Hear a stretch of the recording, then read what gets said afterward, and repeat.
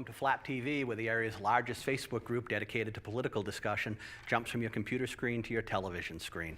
Our guest today, Caleb Weldon from Leominster, class of 2017, Leominster High School, right? Headed off to college, a couple days? Yeah. Where are you going? Wentworth. Wentworth, excellent. All right. Welcome. Thanks for having me. And on the right, returning champion, Charlie Milhans from the Leominster Republican City Committee. Thank you for coming back, Charles. Thank you. Always nice to see our friend Charlie. Issue 1. State lawmakers have filed several bills this session to cap the number of students a school district can accept through the state's inter-district school choice program, which has been around since 1991. While not as controversial as vouchers and charter schools, some believe that school choice is widening the gap between the wealthier suburban schools and the less prosperous urban and rural schools. With that said, is school choice good for the Twin Cities, or should we be supporting caps on this program? Michael Delamonica. Well, count me among the some who believe that it's hurting some of the urban districts. It's bad enough that we have a statutory formula out there that's woefully out of date, and the cities, the urban areas, are getting the brunt of that. When you compound it with the school choice statute that is siphoning off good students into other districts, it makes for a bad combination for our cities. So it depends on the text of the bill that emerges out of committee, but I would seriously support something like that. You need some sort of a check or balance on this to make sure that these school districts aren't getting decimated. As we were talking about before the show, my hometown of Leominster, we're in a deficit. In other words, more students are leaving than coming in, and that's a reversal actually. And the year before it was the opposite of that. So I anticipate that only getting worse. Charles. Well, my gut feeling and my political beliefs lead towards school choice, because that competition was a way that was put in to make school systems better and compete against each other. I think with Leominster, it's something like 268 kids with school choice, which I don't think it has a huge impact. And there's a lot of reasons why people move to other schools. Some are better school districts like Acton, Boxborough. Some have better programs for special needs kids that Leominster might not have. But overall, I think we probably should leave the law as it is. Caleb. I think it's got a lot of potential in terms of forcing schools to perform better and letting kids get to districts that has better services. But I think how it is right now, a lot of wealthier, higher socioeconomic status students are leaving poor districts and going to, as you said before, suburban districts. And that's not always because it's easier for them to get there. It's often just a money issue, and it's hurting rural schools and urban schools. And Leominster is one of those urban schools that we're not losing as many as some other districts, but it's still hurting us a bit. And I think that putting a cap would be very helpful. If the lawmakers can find another way to stop this divide, maybe help lower income students take advantage of it, maybe just increase the funding of these poor school districts so that there's less of an economic divide, then that would fix part of the problem. But as it stands now, I think that a cap really would be good for Leominster and the state overall. Cindy. I agree. I think a cap would be a good thing. I understand the school choice, and there's certainly a need for it on a limited basis, but I think there needs to be a cap until they can figure out how to handle the financial part of it better. So we talk about competition breeding success, right? The competition, that's pretty much the Republican philosophy, right? Sure. You enter competition into the recipe, and then we're going to have people competing to be the best. Do we see the downside of this, though, when it comes to spending, where you have parents, you have cheerleaders using net school spending as a metric for determining the success of a school district? So now you have poorer school districts, or even school districts that are financially responsible, being forced into a situation where they're spending more and more money just to meet that metric? Well, I I think I find most people I know go into a school district or choose a community like Leominster to live in to look at what the metrics are of the school. The percentage of kids that go on to higher education, their scores. I mean, my kids did well in Leominster High School. I had one kid that got a PhD at Carnegie Mellon University in nanotechnology, and they graduated from Leominster School. Yeah, what you're talking about is a tough nut to crack, because I think the arts are important. You know, there's not enough money for the arts, but that's my feeling. Yeah. Caleb, I know you were very involved in the school budget debate. Yes. That occurred in the past few months. And the advocates for increased school spending really used school choice as kind of a stick, right? As kind of a weapon to say, if you don't increase our school budget, we're going to lose people to school choice. If we start disassembling school choice or putting caps on it, does that take away an important weapon to be used by the advocates of more public school funding? In a way, yes. Like, I think that having this choice could force some schools to spend more money, but on the other hand, like, if Leominster starts off at a disadvantage compared to other districts that have more money just to start with, they have a higher tax base.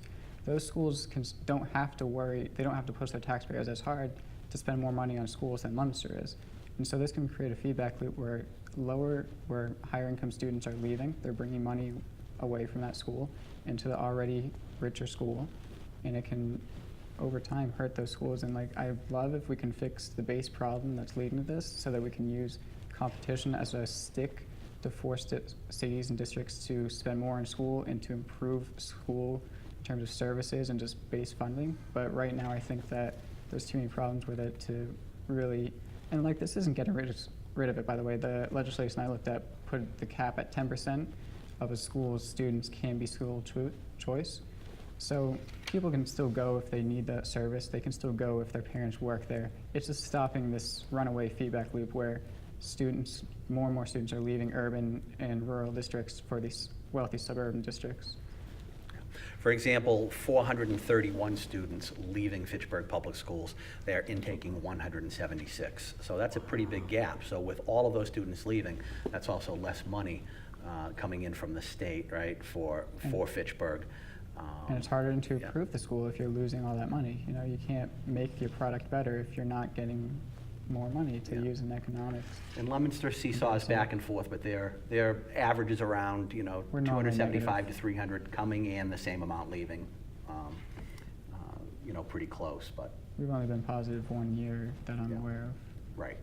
But it's been closer than some districts. Like, we're better off than Fitchburg. We're better off than a lot of these, like Boston inner city. We're better off than a lot of those rural places in Western Mass. But it's not helping us as much as I think it could if we had other reforms in place. Issue 2, on July 25th, the state's highest court ruled that in Massachusetts law, local law enforcement officials cannot hold a person who is wanted solely for immigration violations, a ruling that provides a legal basis for sanctuary cities to refuse to cooperate with federal officials. The Supreme Judicial Court ruling is believed to be the first court decision in the country to forbid local authorities from enforcing federal immigration laws unless the state legislature passes a law that specifically allows it. So that raises the question, Charles, should the Massachusetts state legislature pass a law now requiring local law enforcement to enforce federal laws? I think we need a compromise on this. I don't believe in the police being an immigration force. But what has happened in the country is people who are hardcore for not participating or being sanctuary cities, they'll take dangerous criminals like they did in San Francisco. I was out in San Francisco when the ICE called, we're gonna pick this guy up, he's dangerous, he's been deported 8 times out of the United States. And rather than let him get picked up, they let him go. And then he goes out and he shoots a woman in the back with her father on one of the Fishman pills. Yeah. So, and I know that our sheriff of Worcester County, he, for violent criminals, he'll check their status with ICE. He's got a palm reader. And some of these people, when you go take a tour of the prison, you'll see these MS-13 Mexican gang people all tattooed up, and they tattoo tears underneath their eyes for each person they've killed. and it's a shame to let those people go out in the public. Caleb?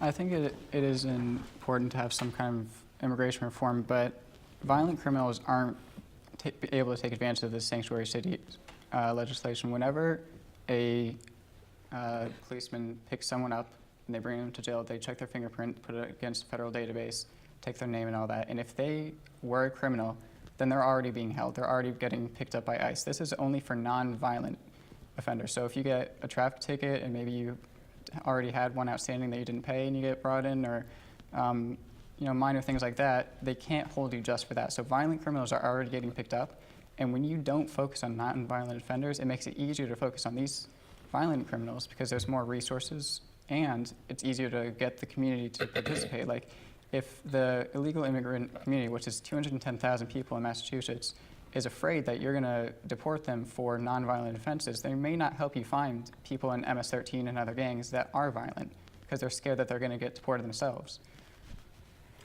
Beat that, Cindy. Well, I mean, if you look at the numbers, and I don't have the exact numbers, I apologize, but I've been paying attention to what's been going on, and over the last several months, ICE has been doing an excellent job at cleaning up a lot of the criminal element of illegal immigration. I don't support just going on into the neighborhoods and taking away the mums and dads that are here working and they're illegal. Yeah, there needs to be a path to help them stay here. But I agree with Charlie. There's got to be a way to get rid of this criminal element, and that's what they're going after right now, and that's what they need to go after. And they are getting sanctuary in some of these cities. Obviously, that person right there did, and he should have been gone a long time ago. Could have prevented her death. Michael?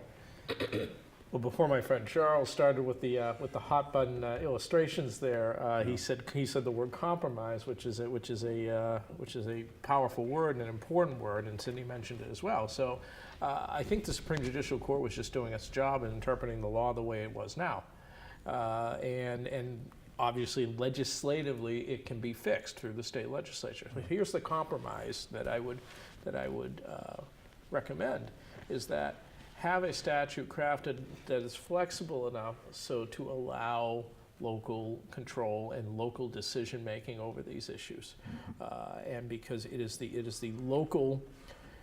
I want to see the local police forces in this state now. Again, certain states, and I may have a different opinion in certain other states or certain other jurisdictions, but in the state of Massachusetts, I want to see it return to local control. I want to see it return to local discretion.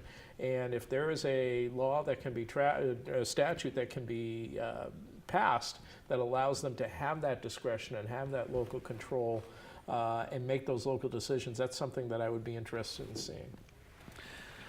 Charles? Well, what I'll say is, I agree with you on compromise. I've read Governor Baker's proposal on passing a law to fix the loopholes in the court decision, and that seemed like a very reasonable compromise, that you're not going out and rounding up people.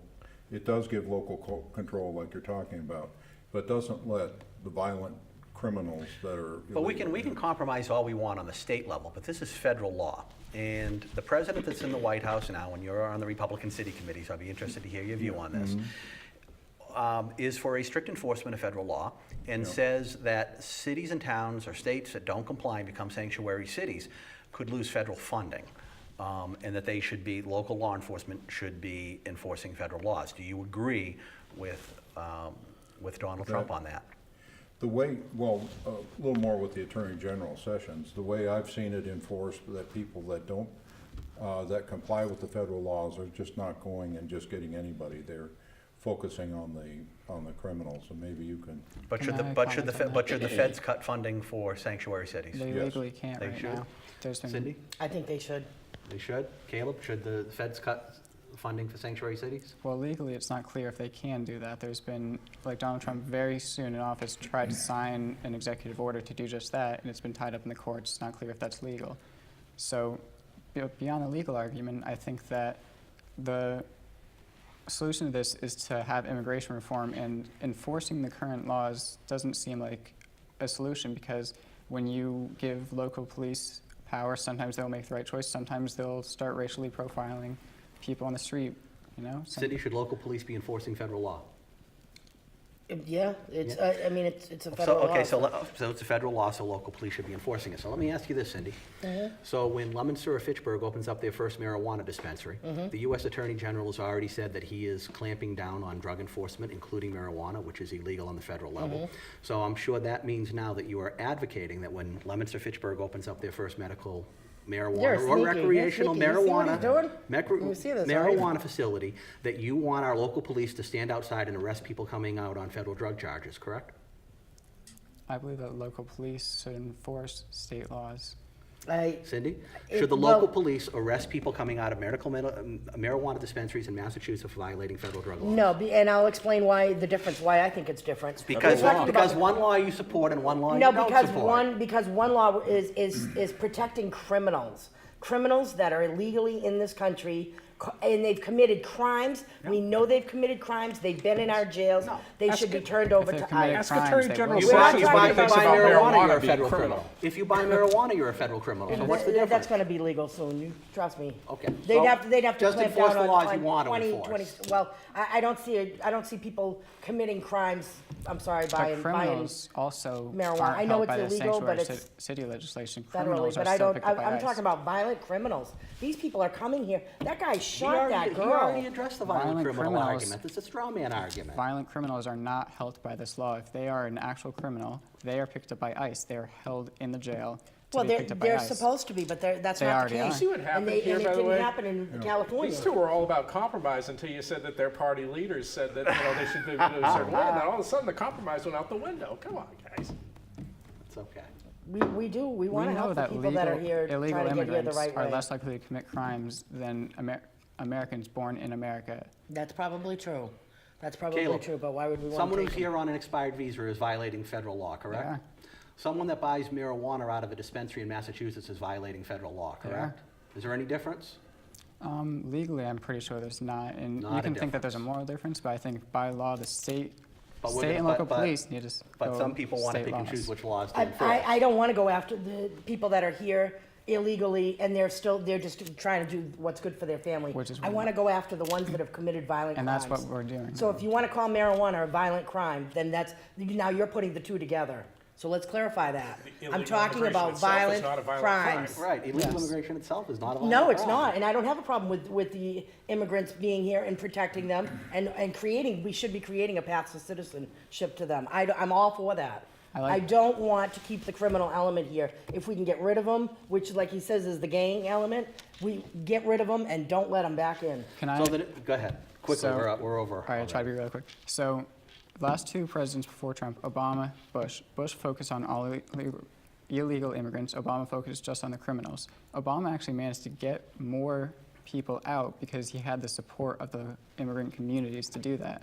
And arguably, he helped to make those communities safer and the communities that they lived in, the wider communities, because he did not focus on everyone. He only focused on the people that were thought of as danger. And I do agree that like immigration reform is the only way to fix this. Like this is a temporary solution. This can't last forever. Like we can't. But what Trump's doing is enforcing Obama's law. He's doing the same thing, but everybody's up in arms because it's Trump saying it. Obama. Now did he's not- a racist. Obama you know? told local police not to go after family. They didn't always follow him. And States Trump's had more not control, telling him to go admittedly. after local families. He's telling him to go after the criminal Actually, I element. believe the headline today was that Trump is about to announce that he's going to dismantle the DREAM Act. And Yeah, he That has. was in the He has headlines said today. as a. Fake Well, news. fake Fake news, news. I know. Let's see. We have to go to break, but we learned some good idea for the next infrastructure project in the country. We need to replace the sign on the Statue of Liberty and say, get rid of them. So we're going to be back here in 1 minute. Stay with us. Get rid of the To criminals. be fair, those were illegal.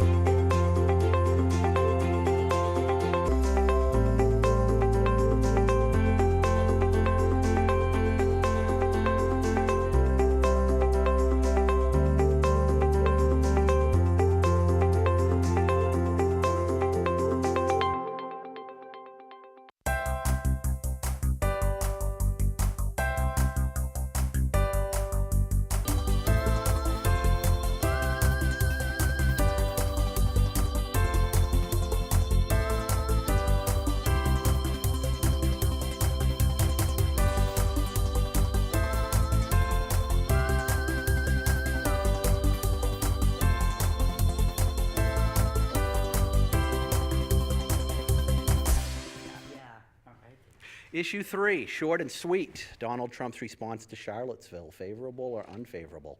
Caleb? Unfavorable. Not surprising, I don't think.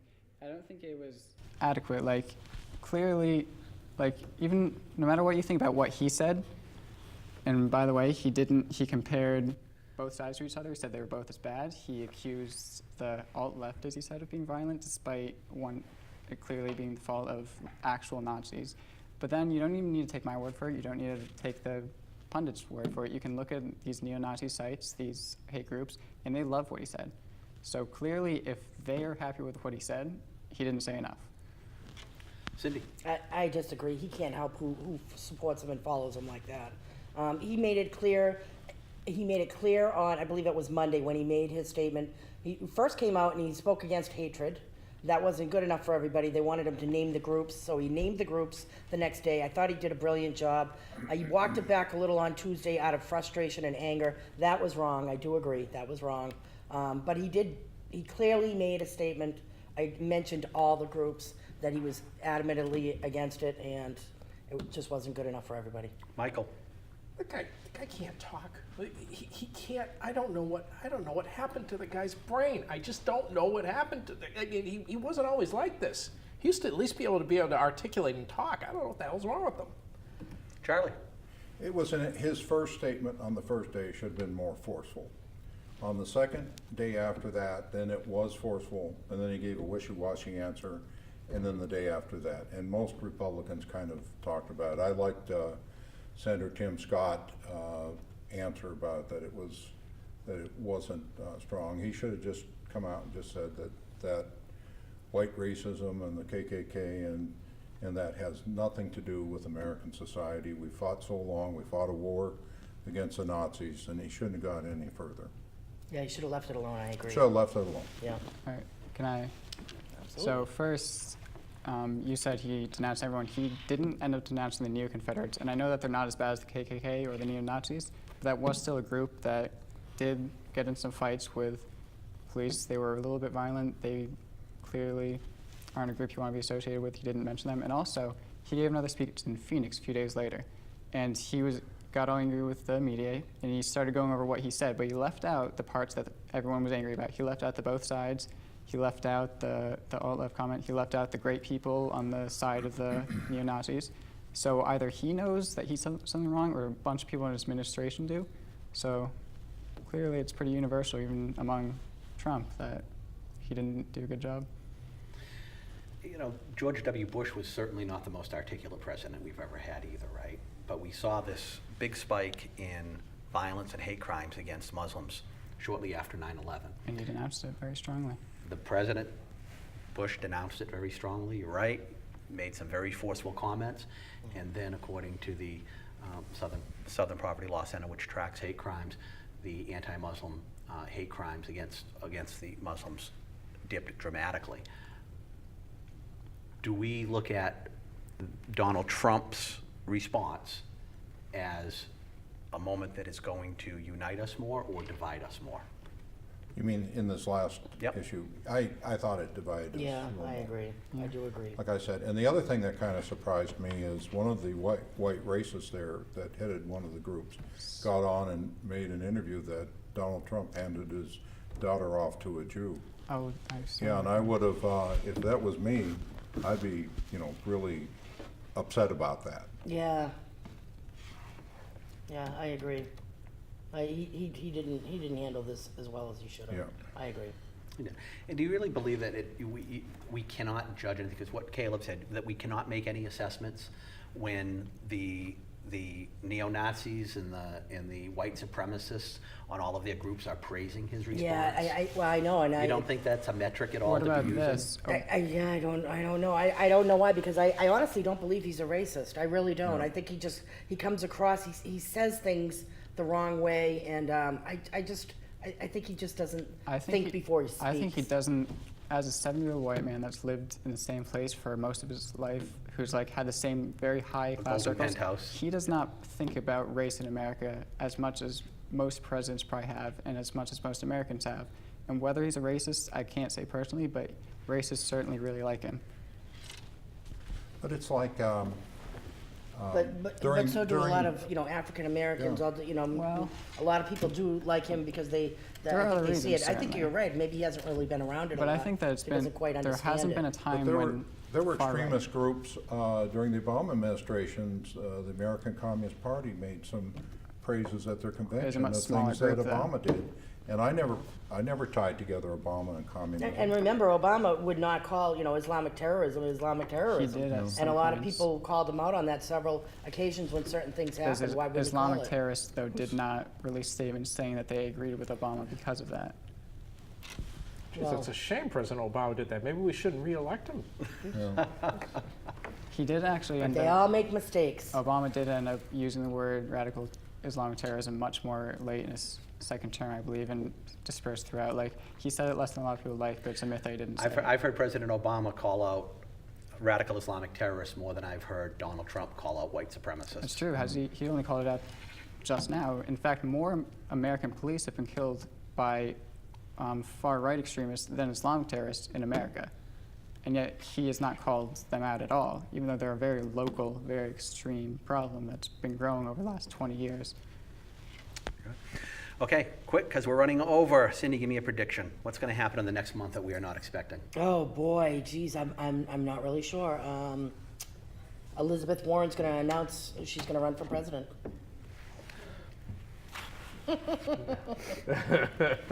Michael? That will never happen. Here's one.